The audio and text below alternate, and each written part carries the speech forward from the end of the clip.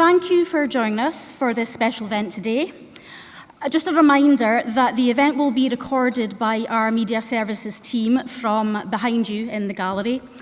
Also, to make you aware, there are no planned fire alarms for this afternoon, so if the alarm sounds, please make your way from the hall using the fire exit sign posted to the left and at the back, where you'll be looked after by the Development and Alumni Relations team. Hopefully, there will be no need for that. To get our event formally started, I'd like to invite you to join me in welcoming University of Aberdeen Principal and Vice Chancellor, Professor George Boyne, to the stage.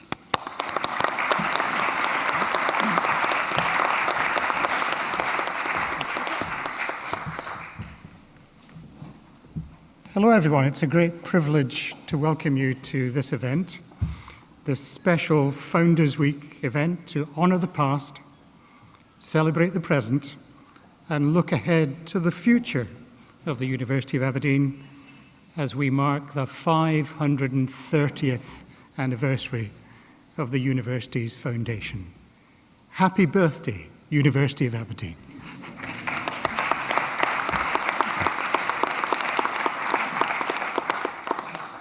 Each year during Founders Week, and this is the 7th that I've presided at, we come together to reflect on our origins, celebrate our achievements, and reaffirm our commitment to the values that have guided us for over 5 centuries.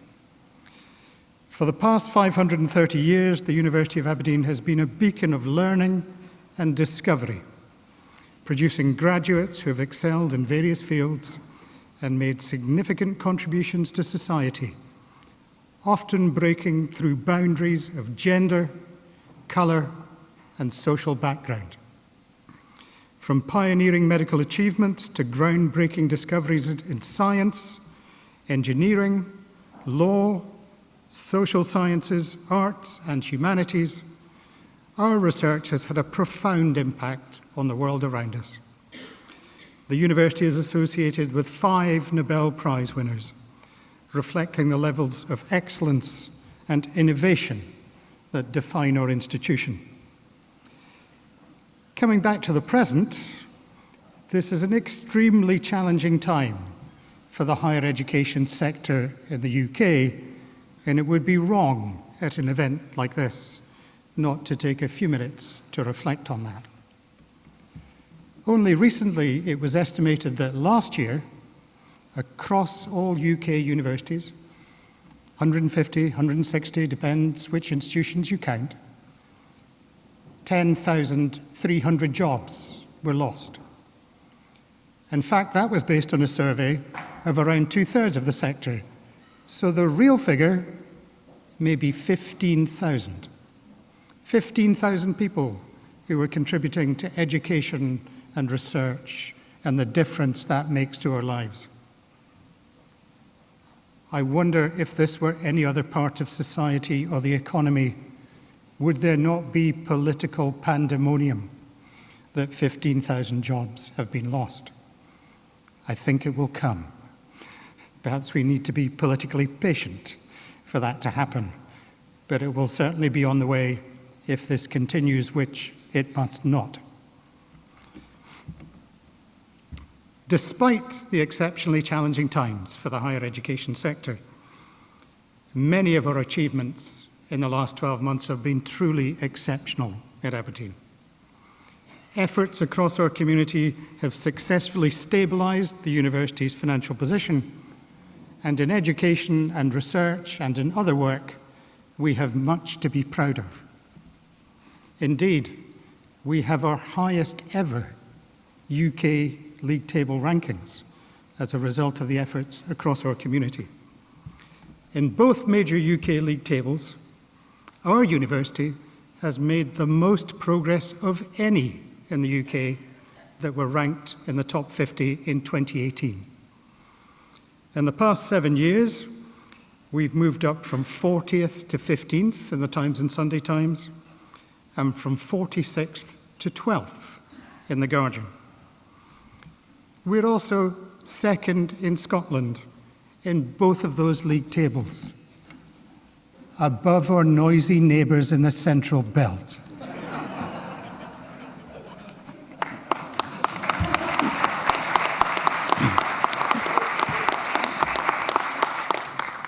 In the Guardian League table, we were also first for medicine for the second year running. We have similar signals about the quality of our research. Our research awards by value rose by 30% last year. And we've continued to see a flow of large new grants from prestigious founders, including only just recently a £4.7 million award from UK Research and Innovation to support a just energy transition, which is our signature topic for the North East. None of this would be possible without the philanthropic support that we receive. Last year, philanthropic gifts helped support scholarships, enhance our student experience, facilities and campuses, and helped us to grow our research income, including the establishment of our Interdisciplinary Institute.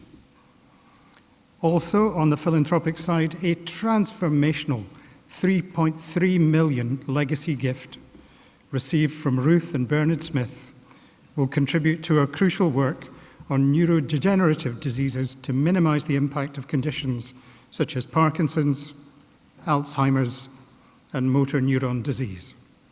In addition, more than 400 active alumni volunteers gave their time to support our students and their fellow alumni through our alumni volunteering program. I'm extremely grateful to all of you here for the part that you've played in our achievements and our continuing success, for your contribution to the university's extraordinary story. 5 years ago, almost exactly today, we launched our Aberdeen 2040 strategy. Little did we know that we'd have to deal with the consequences of Brexit and COVID and the cost of living crisis. But as I think I've hinted to you already, things have gone quite well despite all those challenges. And my Senior Vice Principal, Carl Leidecker, is now going to tell you more about the progress that we're making in the implementation of our strategy. Carl.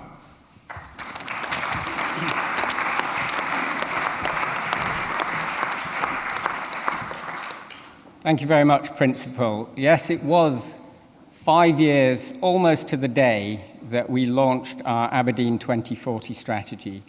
And when we reflect on the achievements over the last 5 years, and some of them that the Principal has already outlined, how has that been achieved? To me, it's been achieved because we listened to our entire community about what we are about as a university, and then shaped a strategy for the whole community that has been our inspiration. And just to give you a sense of how that strategy works and what we are considering in it, something that we shaped at the very beginning was the idea that it all had to come back to our foundational purpose. And that has been our guide, but a foundational purpose renewed for the 21st century, for modern education research. We thought, what are the things that are most important to us as a university? What is the very nature of a university? And that's about those two things, education and research, which we value equally strongly. But not simply education and research for its own sake, but because it transforms the world around us. And that is our approach. And we will hear about how we do that from other speakers. We set up our strategy to have 4 themes that are very dear to us at the university. The first of these is inclusive. And we, only 5 weeks after we first launched the strategy in this room 5 years ago, we went into the pandemic.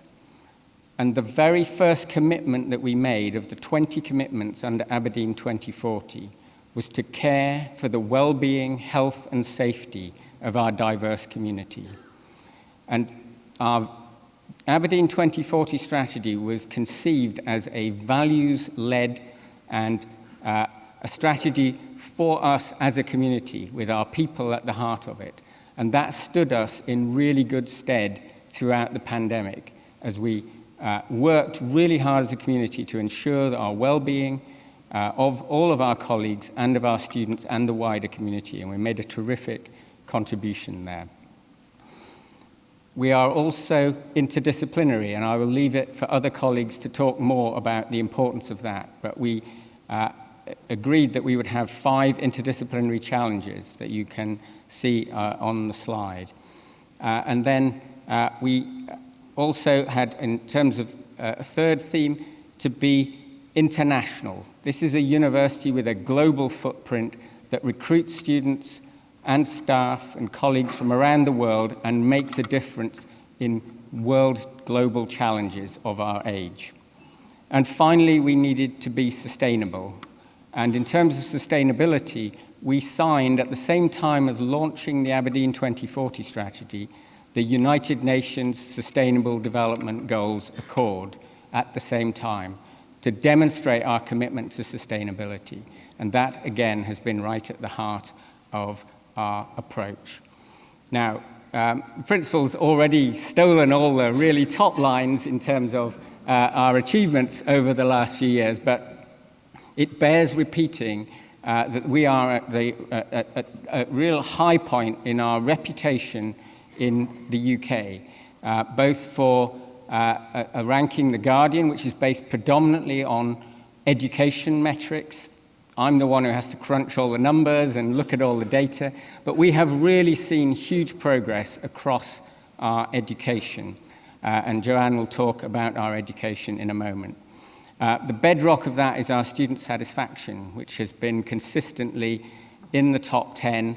On the slide, it says we're now second across the devolved nations. That's because it's no longer possible to ask the question in England whether students are overall satisfied.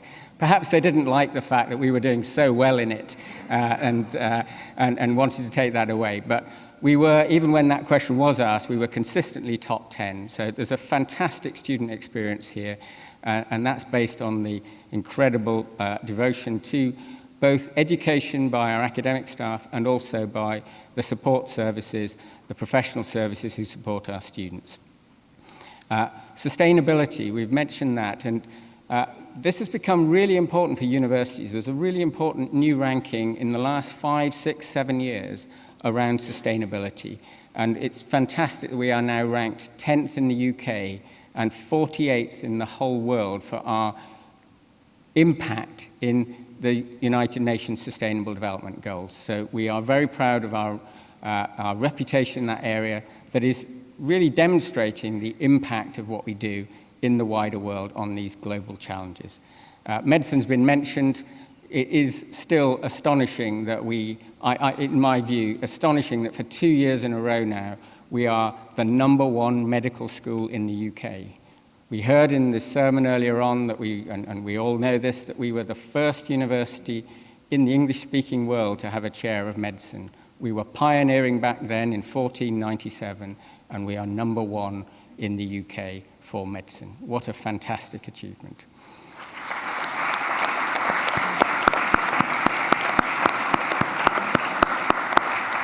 And I'm now going to hand over to my colleague, Joanne Murray, Professor Joanne Murray, who's our Vice Principal Education.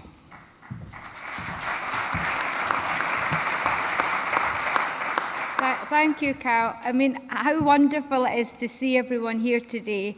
How wonderful it is for me to be part of this, and what a privilege it is for me to be part of this amazing institution. And it's a real privilege for me to, work at the University of Aberdeen, to be part of the community, but also to do the job that I do, because the job that I do allows me to help others. And when you think about our values and our guiding principles and our foundation principles at the university, it's about being open to all. And that's what attracted me to work here at the university, is the fact that we are inclusive. We want people to have access to education, and we want to support people to have access to education, and we want to help our students to be successful now and in the future, and to stay connected with us. And that's hugely important to someone from me, to have that real support around widening access, as somebody who actually came from a background who really benefited from that widening access opportunity. And so I want to thank you on behalf of all of our students for the support that you give them, but I want to thank you personally from me for the support that you gave me, because I was an alumni of Aberdeen University. I studied here almost 30 years ago. Now, what I was hoping for there is you might gasp and say, she can't possibly be that old. Now, I'm just going to put down that lack of reaction to the harsh lighting in here and the fact that I need my roots done. But that's okay, I'll forgive you on that. But on a really serious note, we're super supportive of our students. Our focus is around students, and that was, as I've said many times over, one of the reasons I joined the university, because I want to work in an environment that's focused on students and the student experience. And we're doing super well in that space. Our student satisfaction is excellent, and that's not me telling you that, that's our students telling us that. They're telling us this, but we have a huge commitment to supporting students to transition into university, and that's important for all students, but particularly around the widening access, because if you take me, for example, I was first in family to university. I didn't know anybody that really gone to university, and we have students in that position. So your support helps us through summer schools and other activities to support students to transition into universities, for us to reach out to schools and give people let people see the opportunities that they can have. I always say you can't be what you can't see. So I'm really proud to talk about my background and how I access, because for me education changed my life, and to be in a role and work in an institution where we have the opportunity to do that for others is just phenomenal. Then it's about how do we support our students while they're here. We have a huge focus on well-being. We want happy, healthy and successful students. Successful in their studies, but successful when they go out into the workplace, which is why all of your support helps us to put that support in place for students to be successful, to give them opportunities around internships and placements, to equip them with the skills to be successful in the workplace. And then our focus is helping them to transition not only into university, through university, but out of university into the workplace, and then to stay connected with us, have that lifelong connection. And a lot of the work we do as well is how can we continue to support our graduates out in the workplace. So thank you so much, as I said, for all of your support, and it's a hugely exciting time, lots more work to do, but I'm really, really proud of all of our achievements. And I'm going to pass you over to Nick now.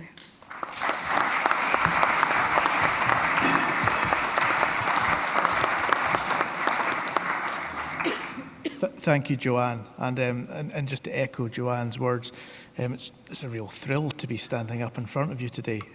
What I'd like to do is I'm going to come through some examples of where we stand and what we do, and many of the words you will already recognise, and others I hope will be new to you and you'll hear for the first time. But we understand that we are a broad-based, research-intensive university.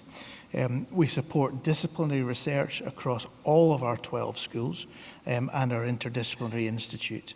And Aberdeen 2040 that we heard about, that the Senior Vice Principal presented, provides a core set of values for us in doing that ensure our research has value, has traction and has real world impact, which ties in against our founding purpose and that pursuit of truth.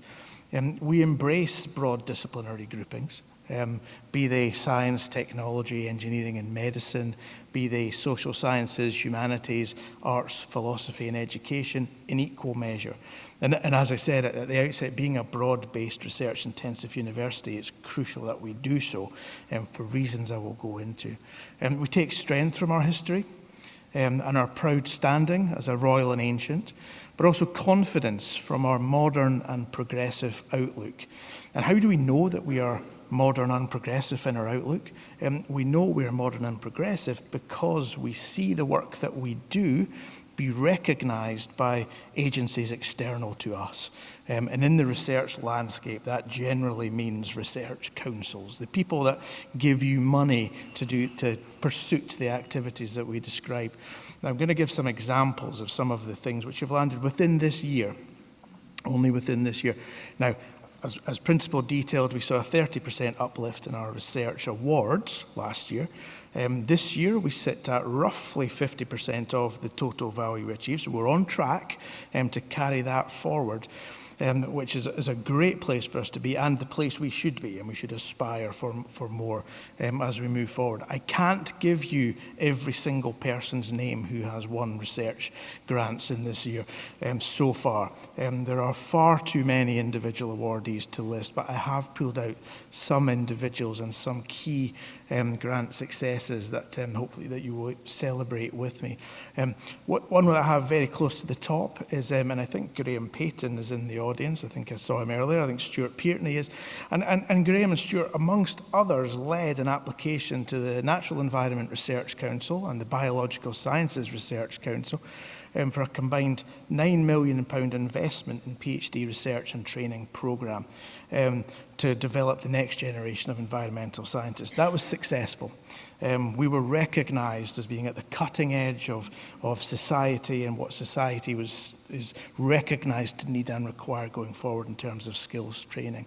And we saw a second large PhD proposal supported, led by Xavier Lambin and Florina Wortman and Rosalind Henry, one of our interdisciplinary fellows, and that was for net gain, and that is to provide a multi-sector network looking across again the environmental space spanning geosciences and biological sciences. Tom Hiscox in MMSN, our Medical Sciences and Nutrition School, secured a highly prestigious early research career grant for 1.2 million with a fabulously titled Self-Org Reaction Diffusion Mechanisms of Embryonic Self-Organization. It's a title I love. It sits well with my background, but I'm happy to explain further what that means. But that's interdisciplinary, mathematics and biological sciences coming together to solve developmental challenges.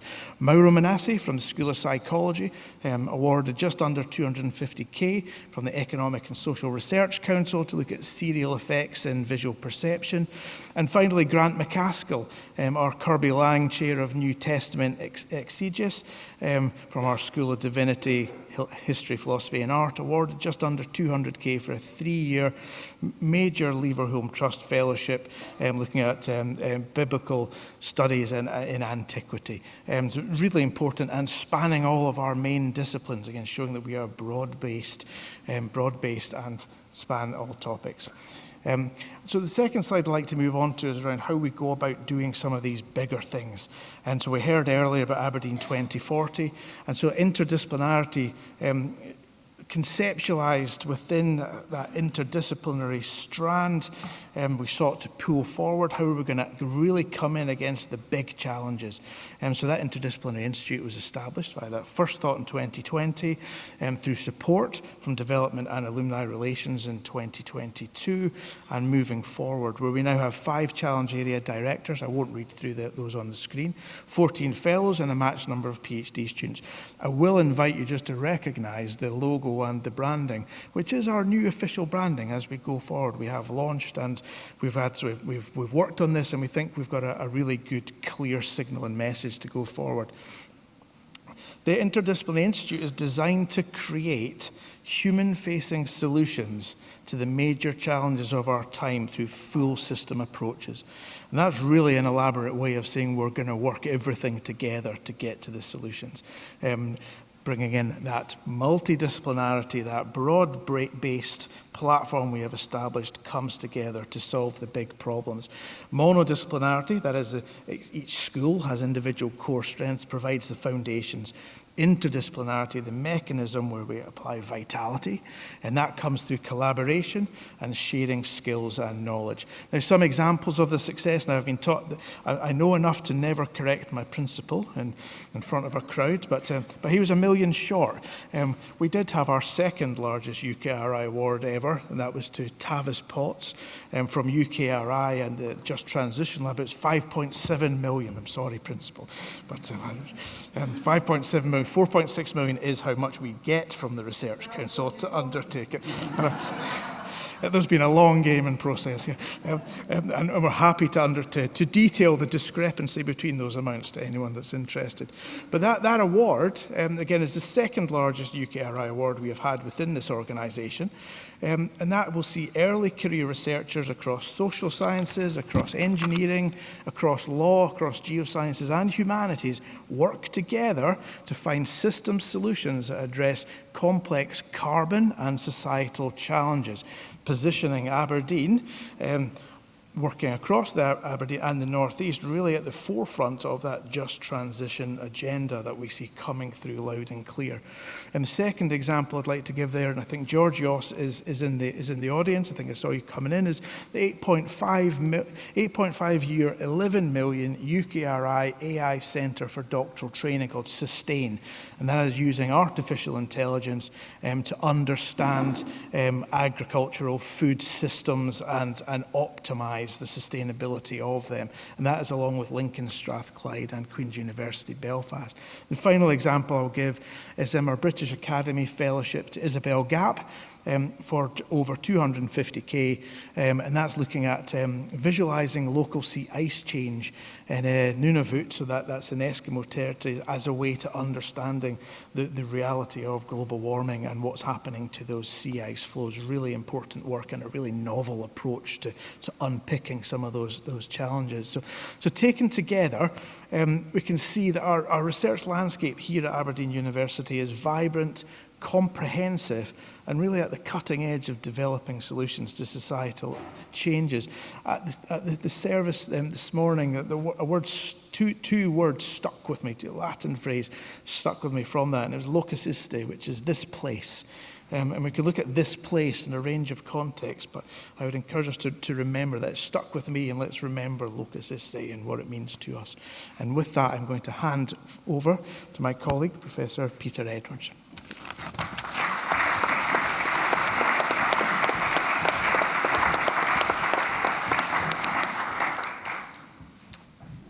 So good afternoon, everyone, and it's great to see so many familiar faces that I spend large amounts of my life with in my role at the university in the room. Today is one of those days when, despite being at the university myself for nearly 37 years, I actually reflect that in the grand scheme of things, I am but a small cog in a very long-running machine. In case you wonder, I've been here about 6.5% of the life of the university. I calculated earlier when we were in the chapel. So I've been asked to say a few words today about the civic role of the university, which is as important to us now as it was 530 years ago. Now, of course, now we're a global institution with campuses overseas as well as here in Aberdeen, and a truly international staff and student population. But our place, as my colleague Nick Forsyth just said, really matters to us. And it really matters to us now as much as it did when Bishop Elphinstone founded the university. Now, our foundational purpose tasked us to be in the service of others. And with partners across the region, many of whom are in the audience today, we continue to have an impact on the social, cultural, and economic life of the North East. And there are many, many powerful examples I could cite to illustrate that. But here are just a few that are live examples at the moment. So the first one is the Aberdeen Health Determinants Research Collaboration that brings together Aberdeen City Council, NHS Grampian, ourselves, and Robert Gordon University to better understand the social determinants of ill health here in the city of Aberdeen, but at the same time working to upskill staff within the City Council so that they can become a more, a more research-informed organisation. Another vital partnership is the work we do together with Opportunity North East, which aims to support the economic diversification here in the region at this critical point, and works to create more innovation-driven enterprises in key sectors such as life sciences, digital technologies, and food and drink. I'd also like to highlight the amazing work that we do in partnership with many organisations in this room through Project Search that helps to take young adults with learning disabilities and help them find employment opportunities. Another really important and long-lasting collaboration for us is the one with AFC Community Trust. And one really powerful example of that collaboration is the way in which our business school has worked with AFC Community Trust over 6 years or more to run workshops in schools in the city and in the Shire to teach basic business principles through the medium of football. And one really nice example of the work that came through that was a session that involved the development, production and marketing of a hypothetical new Pitaudry pie. Another really powerful example is the work that we've done with many cultural organisations in the North East through the Wayward Festival, which is a youth-led arts festival showcasing poetry, prose, visual arts, new media and dance. And of course, there are many, many other ways in which the university plays a role in the civic life of the region. And some examples include the Regional Economic Partnership, work through community planning, and most recently, the development of the North East Scotland Investment Zone. Now, many people in the room will be aware that the university has a long history of ideas generation and innovation. And there are many examples that we could outline, including the Mark I full-body MRI scanner.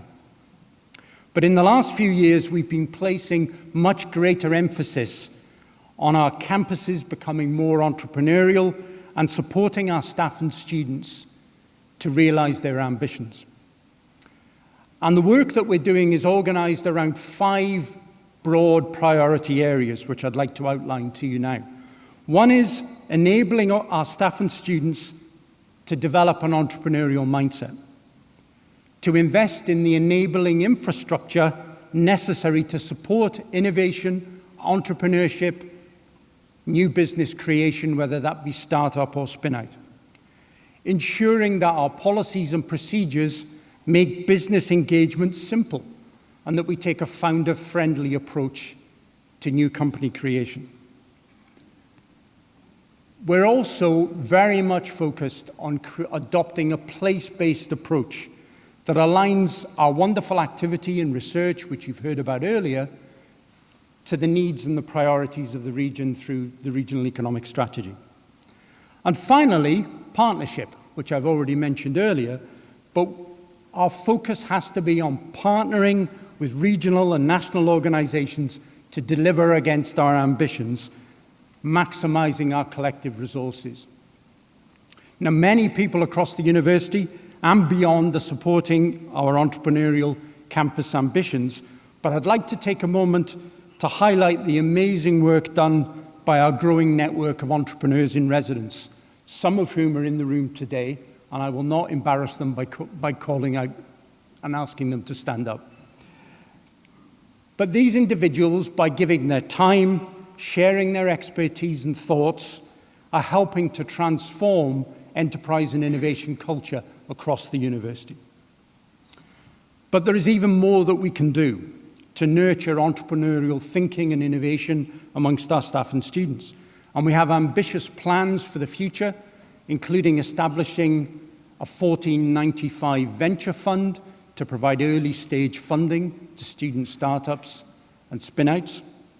And also the creation of a physical King's Innovation Hub here in Old Aberdeen to not only act as a beacon for entrepreneurship, but also to act as a front door so that business has an easy entry point to the expertise that we offer at the university. And through these and many other initiatives, we aim to have a lasting impact on the region and beyond. And I'm now going to hand over to my colleague Claire Livingston, the Interim Director of Advancement.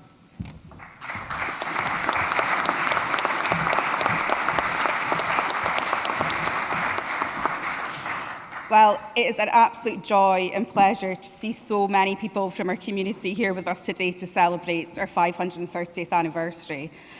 I've been reflecting on my own experience and connection to the university and how being part of our communities helped to foster a sense of belonging and connection.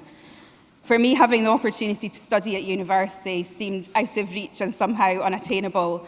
But a little more than 25 years ago, I enrolled in a widening access summer school programme here, and it transformed my life. The day I handed in my dissertation, I sat on the bench outside this building and wondered what now. I was feeling very relieved but apprehensive about the future. But of course, that was not the end of my Aberdeen experience. What was next? I went on to complete a master's, and 2 years later joined the development and alumni relations team. And for the most part of my career, I've remained part of the university. For me and many others, an Aberdeen education opens up doors to opportunities that can lead to profound and lasting changes for the lives of students, and equipping them with the tools and confidence to pursue their dreams and ambitions and make a meaningful contribution to the world. I was recently asked what makes working at the university special, and it's the people, it's our students, our colleagues, our alumni, and our supporters that we serve. Our lifelong connection to the university is built into my identity as a graduate, and I now have the pleasure and privilege of working with our global community of fellow alumni and supporters to enable them to support the university by giving back. The generosity of our community has been the cornerstone of our growth and success, and we've thrived for over 530 years thanks to our global and diverse community of alumni, friends, and supporters. Our active alumni community provides lifelong connections, offering friendship and encouragement long after graduation. But above all, our alumni community fosters loyalty and pride and support for the university. The Aberdeen alumni community embodies the spirit and legacy of the university. So while staff and students may leave, our alumni remain with us for the rest of their lives and are often our most passionate supporters and advocates. With over 130,000 graduates across more than 170 countries, our alumni continue to make a lasting impact.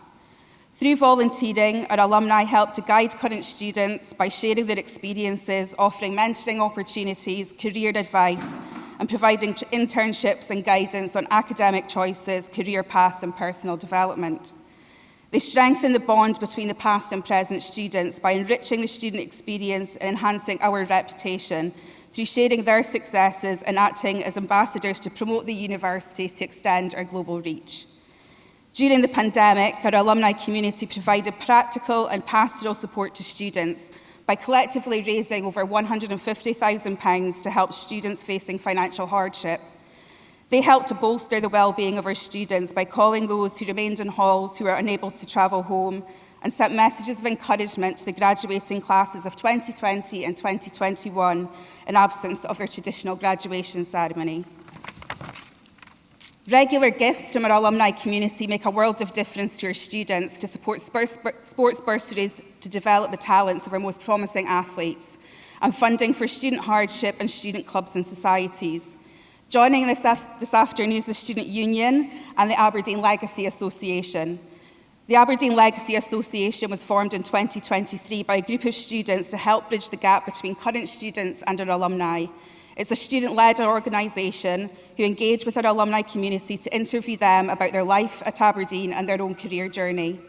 Student-to-alumni engagement forms meaningful connections between our students and our graduates, and our alumni stay engaged and involved so that our graduates feel invested in the success of the university. By staying connected and giving back, our alumni, friends and supporters help us to create a vibrant, supportive community that inspires the future generations to achieve their full potential. That lifelong connection to the university is particularly evident from those who chose to remember the university in their will. As Principal mentioned, last year the university received a transformational legacy donation of £3.4 million from the late Dr. Bernard and Ruth Smith. Bernard was born and educated in Aberdeen and maintained a deep affection for the university. During their lifetime, Ruth and Bernard generously supported a number of initiatives in the School of Medicine. Bernard died in 1985, and his wife Ruth continued to support the university during her lifetime. And following Ruth's death in 2022, the university received a significant legacy to strengthen and advance neurological research. Generous gifts and wills have also helped to establish the university's interdisciplinary institutes with the appointment of 14 interdisciplinary fellows and a cohort of PhD students, and some of those are with us this afternoon. But it's not only our alumni who support the university. We have a network of community fundraisers who fundraise on behalf of the university to support world-class research and facilities. Through organised events, staff, students, alumni and friends have collectively raised funds and awareness for breast cancer research, dementia research and women's health. But we also work closely to develop corporate and industry partnerships to help us forge and sustain meaningful regional collaborations. Companies of all sizes, from multinationals to SMEs, are helping to support the university to develop new technologies and enable research advances in areas of shared interest such as energy transition, climate change and environment and biodiversity. But we also share a common interest in developing talent and working together to benefit the wider community. Philanthropy has had a profound impact on the university, dating back to its founding in 1495, and the first fundraising appeal was in 1633 for repairs to the Crown Tower when it was toppled by a storm, and the first known bequest was received over 400 years ago in the form of Thomas Reid's collection of over 1,300 books and manuscripts, including the now priceless Aberdeen bestiary, which forms the foundation of our university's library and collections. Over the last 25 years, our donors and supporters have contributed in excess of £220 million to the university, and this has helped to create a vibrant, dynamic and forward-thinking academic environment for our students and our staff. Our donors have helped to transform and improve the campus, including Aberdeen Sports Village, the Sussey Centre, the Sir Duncan Rice Library and the Science Teaching Hub, helping the university to stay current with technological advances and providing students and staff with state-of-the-art resources. And we're grateful to the support of the Development Trust and the US Foundation Board for their commitment and support so that we can pursue our mission to provide an education that is open to all and to support research initiatives that enable groundbreaking discoveries and advancements. So, as we look to the future and to continue our tradition of giving, we're focusing on key areas where the support of our alumni, friends and supporters can make a significant impact and play a pivotal role in informing the direction and success of the university. Your support provides a stable financial foundation for future growth and development and allows us to deliver long-term projects and initiatives to ensure sustained progress and innovation. Our fundraising priorities are designed to support these goals. By investing in scholarships, we can attract the brightest minds from around the world and provide them with the resources they need to succeed. By funding cutting-edge research, we can drive innovation and make breakthroughs that will benefit society as a whole. And by supporting our infrastructure and facilities, we can create a world-class environment for learning, research and enterprise. You can help to strengthen our ties with the local and global community through public programmes, partnerships and outreach initiatives to extend our impact beyond the campus and contribute to the greater good. Our fundraising priorities are not about meeting immediate needs. They're about investing in the future of the university, and our community and your support is vital in helping us achieve these goals. I want to thank you, our alumni and supporter community, for your commitment and generosity. Before moving on to our discussion this afternoon, I wanted to share with you a quote from the author Thomas Hardy, who received an honorary degree from the university 120 years ago this year. It was the first honorary degree that Hardy received during his lifetime, and he wrote in his autobiography, "I'm impressed by coming to Aberdeen, for though a stranger to that part of Scotland, I've always observed with admiration the exceptional characteristics of the Northern University, which in its fostering encouragement of mental effort casts an eye over these islands that is unprejudiced, unbiased and unsleeping," a sentiment that I think we can all agree is still relevant today.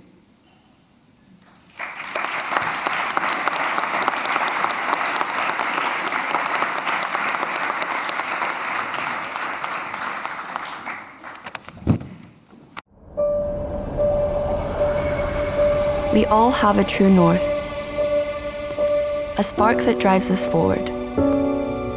Sometimes you have to go that little bit further to truly stretch the limits of what you thought possible. Sometimes you have to look back in order to go forward, to take that next vital step, that giant leap into the unknown. At Aberdeen, it's not about staying in your lane.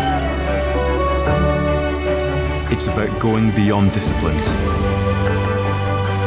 beyond borders, beyond boundaries, so you can go further. To spark lasting, positive change. So, go beyond, now. Join the boundary breakers, change makers, risk takers. And follow your true north home. Aberdeen is waiting.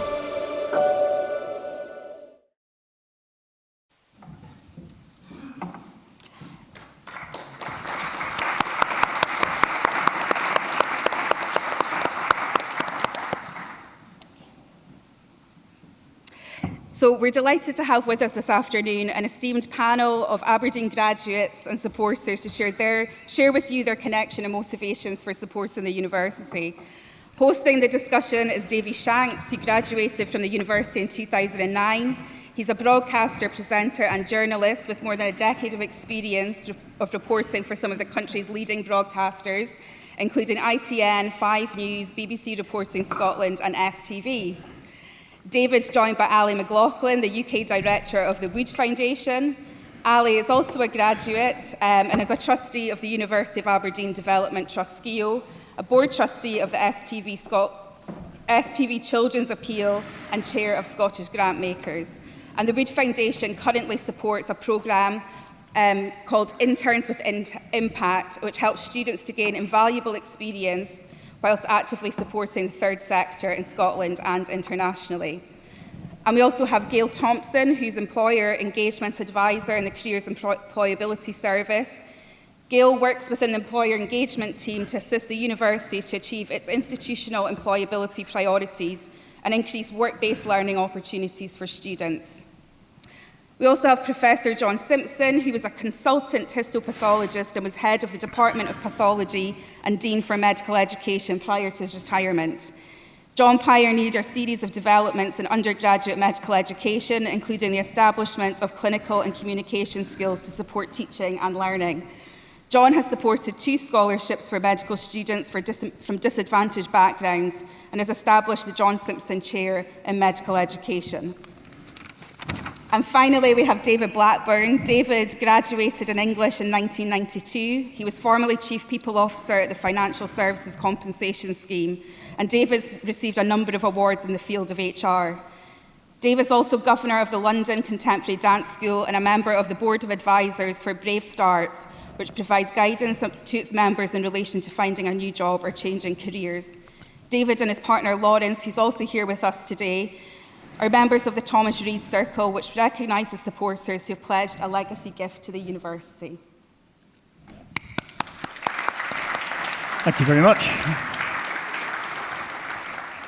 A reassuring ripple of laughter at the word esteemed when we were introduced there. As you heard, I'm Davy Shanks. I'm a proud alumni of Aberdeen University, former assistant manager of the Bobbin Bar as well, which is maybe why I recognise so many people in this room. This university has seen many notable names pass through its doors. Ian Glenn of Game of Thrones fame, broadcaster Nicky Campbell, who's helpfully not available today. Anyone who watched Great British Menu last night? Superstar chef Mark McCabe, who won the Scottish round. Sorry about the spoiler. Also a proud alumni of Aberdeen University as well. But of course, in the fields of business, medicine, law, politics, so many more, as we've just been hearing, many of the skills learned here have been put to work changing, helping, making a difference all around the world. I'm going to start with you, Professor John Simpson, if you don't mind. You have a long-standing relationship with the university, as we've been hearing about in various guises over the years. You've been a long-term supporter and volunteer. Tell us a bit about why.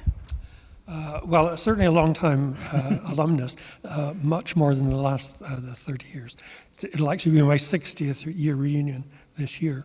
I am an alumnus. I'm a first university entrant from my family, as was my wife, and therefore have a particular loyalty to the university, not least because I was also a member of staff throughout my career. Medics are slightly different in that we engage with one class for the whole of our course. So we get to know each other very well. That tends to mean we develop lots of friendships, partnerships or more.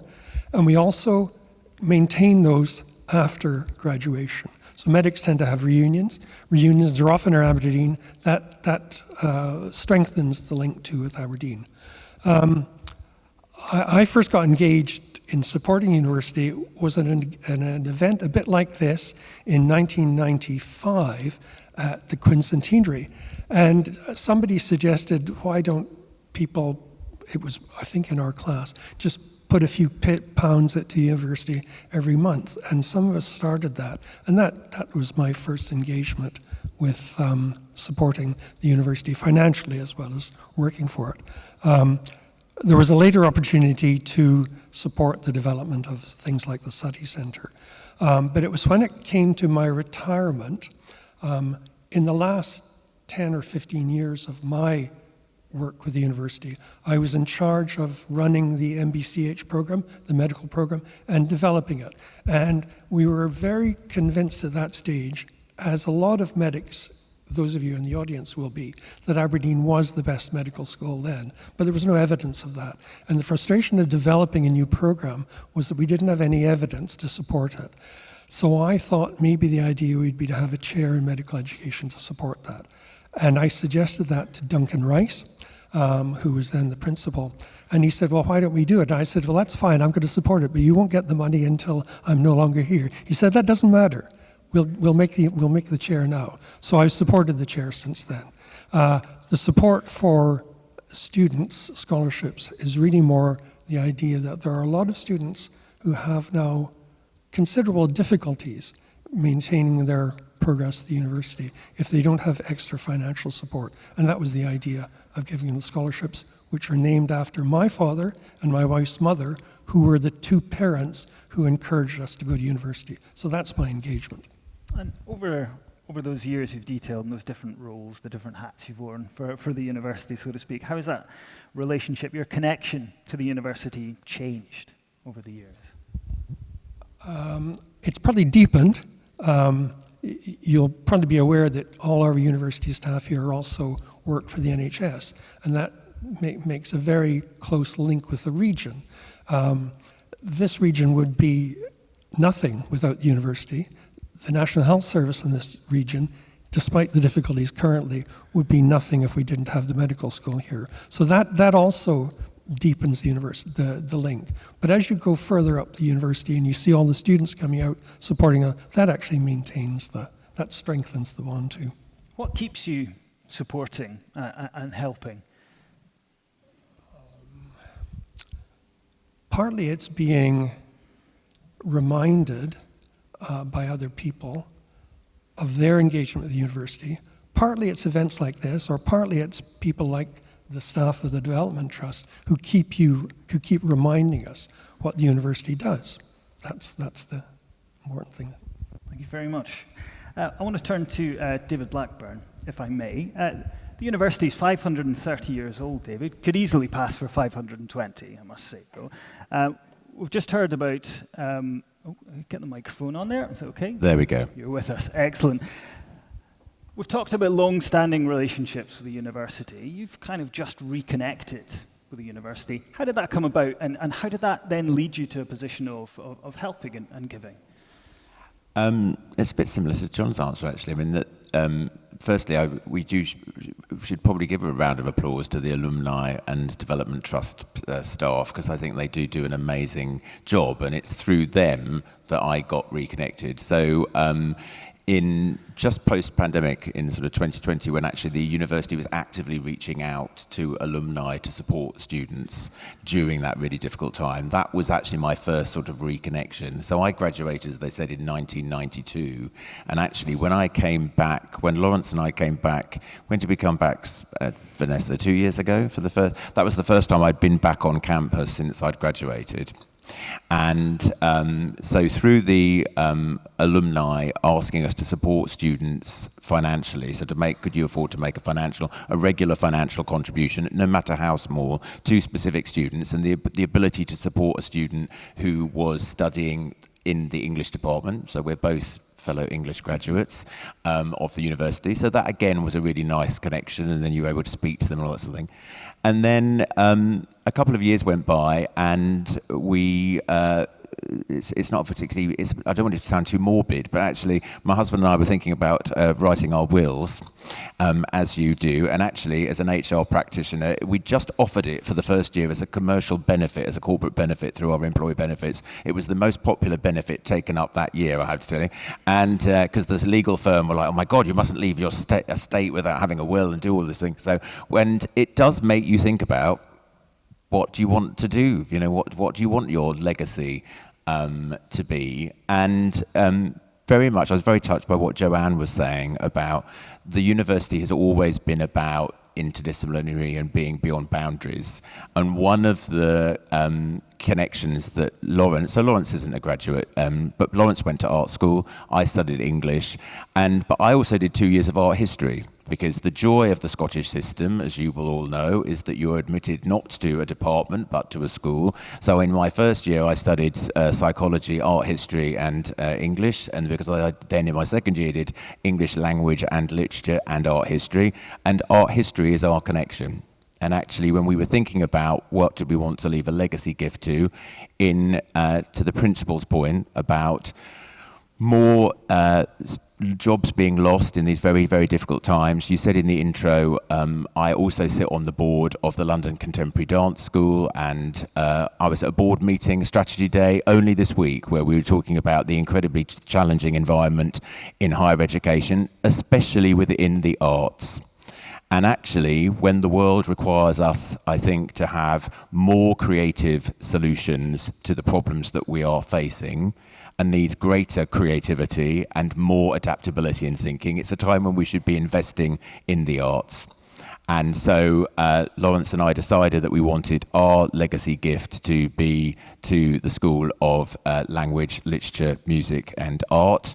And so that beyond us, although rather upsettingly, Vanessa told me, obviously I'll have to be dead to be in the recognition book, which is a bit sad, is that beyond us, that will enable access, continue to give a legacy to enable access to students to study beyond our lifetime and have the amazing experience that has shaped my life and my career.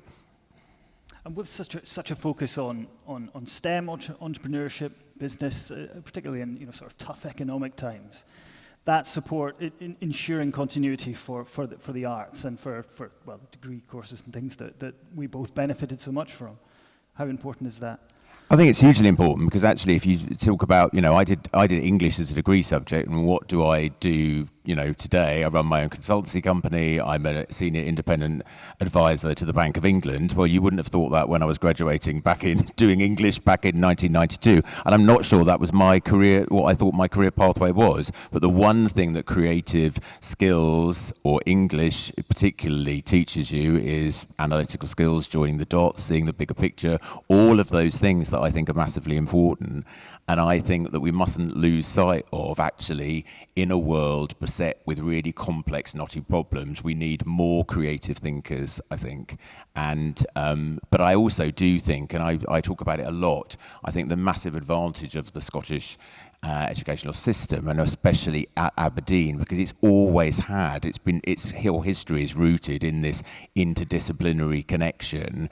I think that is something that continues to grow and is more relevant, in fact, probably today than it was when I was studying back in 1988, 1990. Thank you very much. Ali, if I could turn to you, David, if you could pass on the conch shell, if you wouldn't mind. The Wood Foundation is supporting an internship programme, which works closely with the careers team here at the university. What are your hopes for that? And why is this sort of scheme important right now? So I'm going to say everything that you've just said about the arts, but about the third sector and the charitable sector. I think for us, in working in partnership with the team at the university, to pick up something that, again, Joanne said earlier, we believe you can't be what you can't see. And we've got a first-class business school. We've got fantastic business startups being cultivated at Aberdeen. It's a hub of creativity, innovation, and enterprising entrepreneurial spirit. But we critically need that within Scotland's third sector and beyond as well. I think that's a space where we're not always spending public funds, and we can afford to be incredibly bold, incredibly innovative to find the complex solutions required to some of the really wicked problems that our world is facing. So far this afternoon, we've had mention of COVID, of cost of living crisis, of Brexit. The intersectional nature of these challenges means that we need some different out-of-the-box and connected thinking. So to give our students in Aberdeen the opportunity to connect with some of our lifeline third sector organisations that are being bold, are being creative and are tackling problems head on means they're building skills in an impactful, powerful, effective way, making a contribution and recognising that the university is part of a rich learning community that must have tentacles and fingerprints that are far-reaching. So for us, it's really, it's multifaceted, but there's a rich reciprocity for students and our wider community. So I guess a question would be, why here? And what does this institution mean to you and the foundation? So to speak personally, as I was listening to John speak at the beginning, I was sitting thinking, oh, what a lovely serendipity. But actually, it shouldn't be a surprise. We are all here with a commonality, a sense of common purpose at the heart of the day. I first came on campus thinking about access and visibility as a child in a single-parent, multi-sibling family, not really thinking about university as part of the quincentennial celebrations. As part of my high school quiz team, we did get to the final and we did win. But that was the University of Aberdeen inviting young people from across the northeast of Scotland into campus to be part of something bigger than our classrooms, bigger than our schools, and arguably bigger than the world that we were conscious of.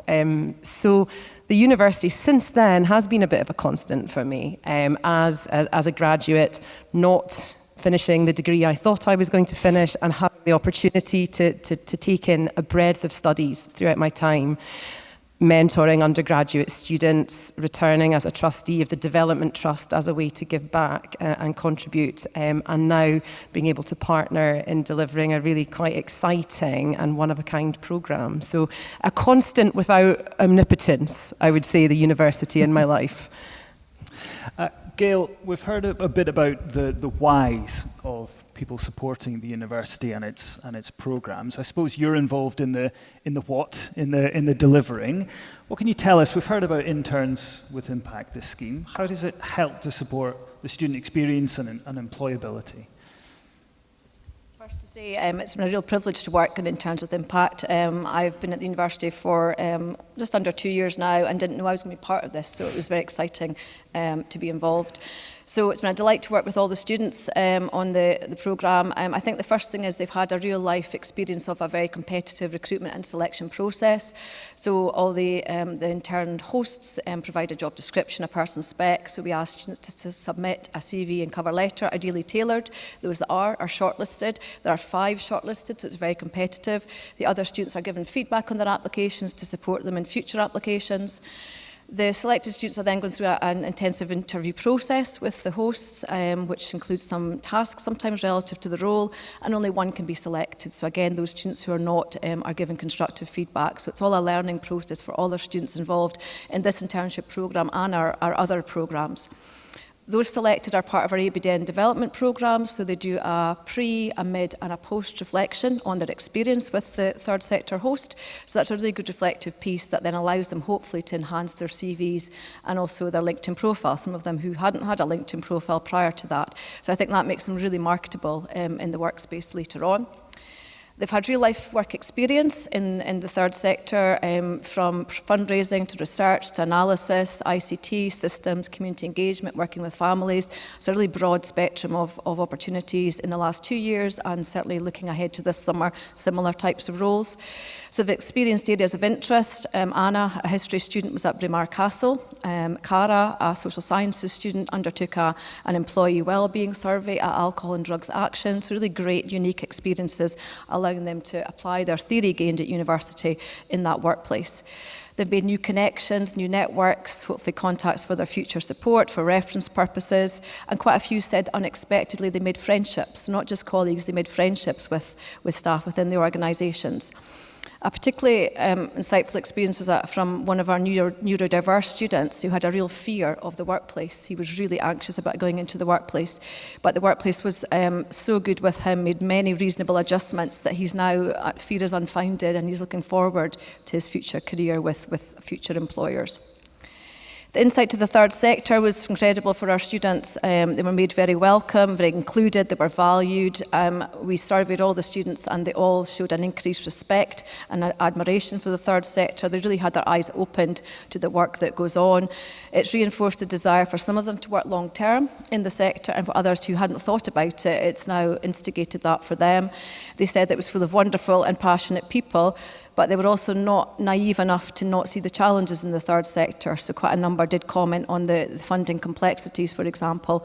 But ultimately, they saw the rewards that the staff reaped in working in the third sector and the huge impact that each had on their own individual client group.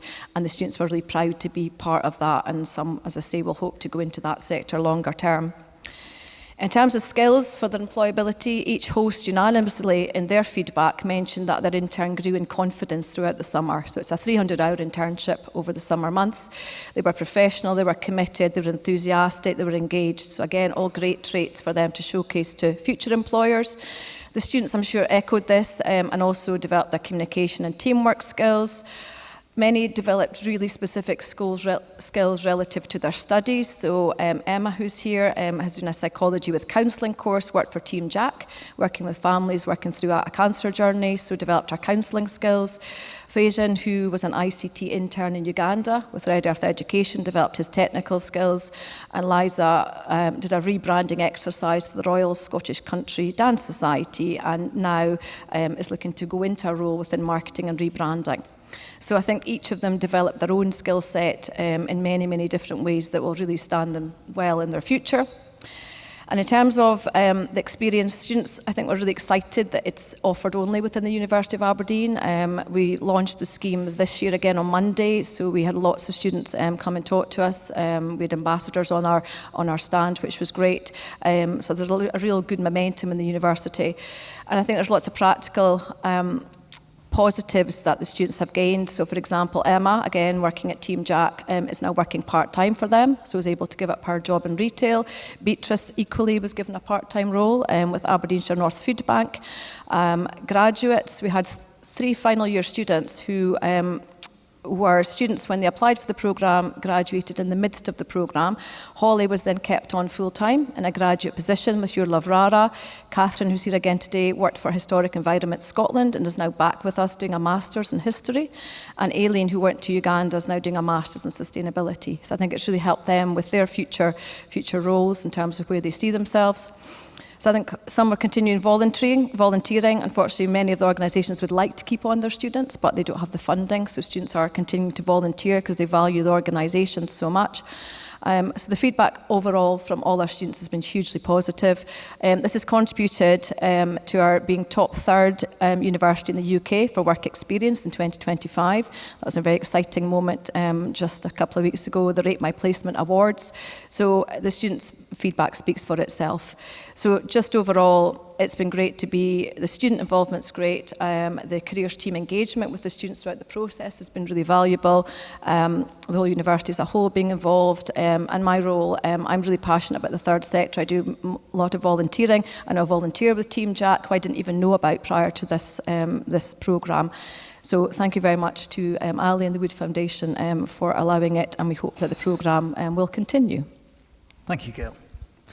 One of the things that we hear quite a lot when you ask people about why they get involved in things like this, in fact, when I've been chatting to people just prior to this event, the one word that comes up again and again is a sense of community. You mentioned those, your reunions and things.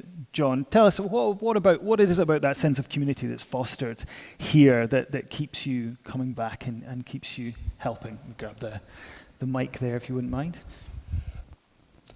Well, I think that medics, in a way, have it easier because we are, the class stays the same 4 or 5, or I did a 6-year program. Now a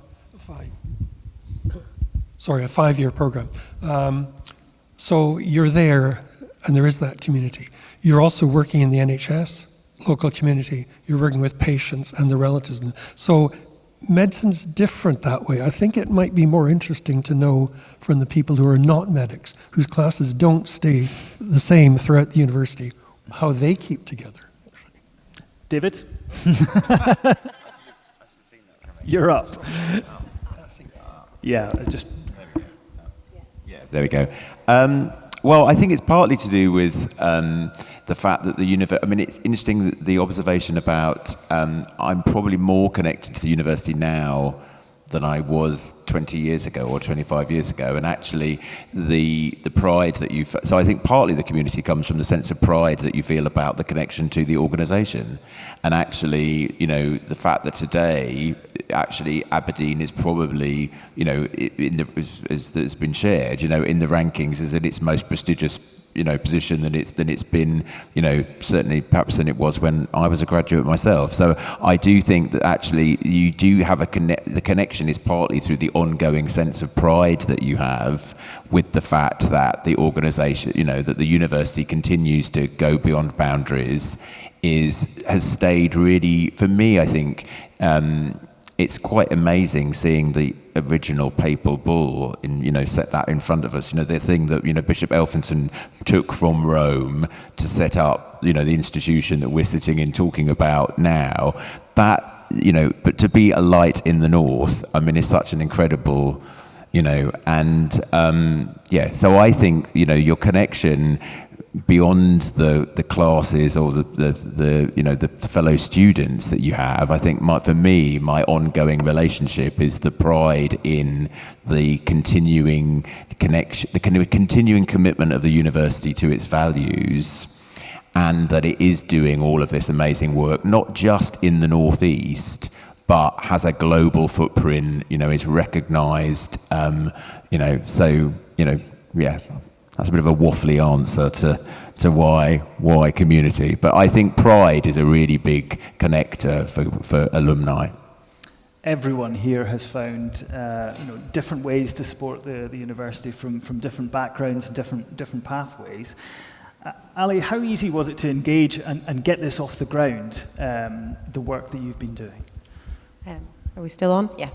I guess coming back to what I said before, the people that are in and around the university community have a sense of whether it's shared values, a common purpose around the university and the community. So actually, there's some very like-minded people who want betterment, advancement, improvement, innovation.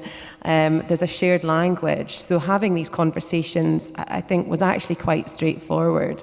I also think my time at Aberdeen opened up a huge number of opportunities through friendships, through learning, through the opportunities available to me. Oh, is that my time? No. And I think I'm possibly paraphrasing Winston Churchill, who said, with opportunity comes responsibility. And when I think of how much I have taken from being a part of the Aberdeen family, there is a responsibility to put back for students today, for students to tomorrow, and ensure that idea of legacy that was started so many centuries ago is something that we can all contribute towards moving forward. Just another point. I think the university now is much, much better at telling us what it's doing, telling the world. It used to hide its light under veritable bushels, but in the last 5 years in particular, the information we get from the university, the information the community, the world gets from the university, the much better quality. Of course, it goes with a better everything's getting better in the university anyway. But sending that message out and to all the supporters is extremely important. And I think the principal, and in particular the vice principal perhaps, with his regular reports about where we're doing in world comparisons, they're very, very important. Thank you very much, John. Well, these are just a few of the stories of the many people that do so much to support the university. There are many more I'm sure in this room as well, but we're sadly just running out of time now. But I'd love to thank our panel, Professor John Simpson, Ali McLaughlin, Gail Thompson and David Blackburn. Thank you very much. Cheers. And yourself, David. Thank you. Oh yeah. Well, thanks so much to our panelists for their reflections on the university and what it means to them. Thanks also to those who presented this afternoon. Thanks to my colleagues on the senior team who worked tirelessly to produce the results that you've heard about today, in combination, of course, with our fantastic University of Aberdeen community of staff and students without whom nothing would be achieved and nothing would be possible. I hope today's event has reminded you of the power of higher education, of the value that it brings to the world, and the power and value of the University of Aberdeen in particular. We've heard in the last session about the contribution that the university has made to the lives of people who spoke, and that was lovely and warm and super to hear. My experience is just the same. I was a student here. I was an undergraduate here. I came from a working class background, a working class community, little more than half a mile away from where we're standing, where we are today. My University of Aberdeen education stretched my mind. It stretched my intellectual horizons. It stretched my ambitions about what might be possible. And I think that's what we continue to provide for our students today. But the University of Aberdeen has been more important than that in my life. We've heard reference earlier to the 5 Nobel Prizes. Without one of those Nobel Prizes for the discovery, the co-discovery of insulin, I wouldn't have a life at all as a type 1 diabetic. So the intellectual stimulation, the intellectual life, but the possibility to have a life of any kind is what a powerful, research-intensive, education-intensive university offers to all of us. Thank you for your continuing interest in the university. Thank you for your commitment. Thank you for your generosity. Here's to the next 530 years. Thank you.